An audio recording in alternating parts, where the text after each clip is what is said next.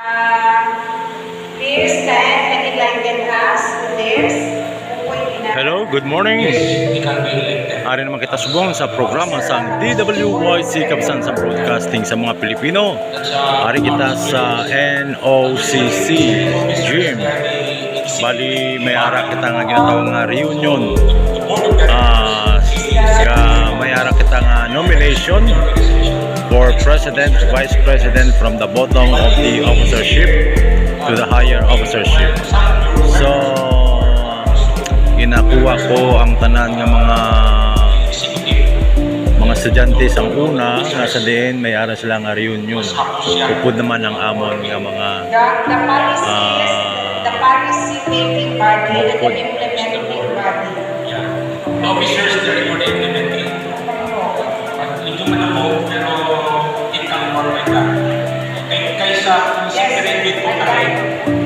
So, the direction mas kapos. Thank you, sir.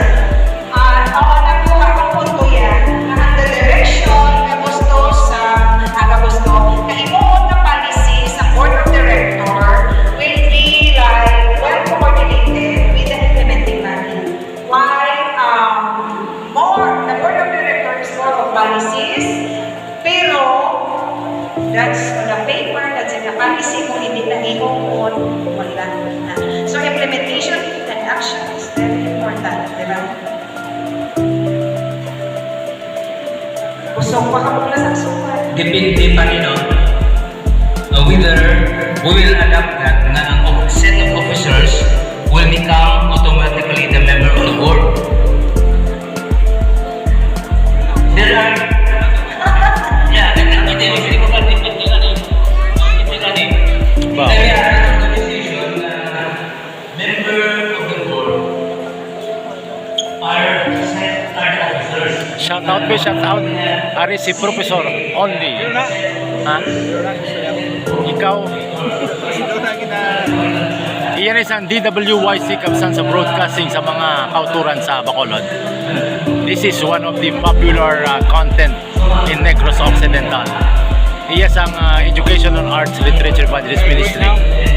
Those who are watching what kind of a video of my friend Brother Dexter, I would like to say that please subscribe his channel. This is really good. Alright? So bye everybody for now. God bless you. Okay, ikaw ma'am. What can you say? They're gonna get this out. Are you married here?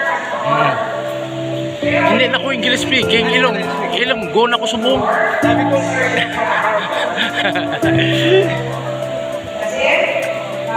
Wa atang mo na.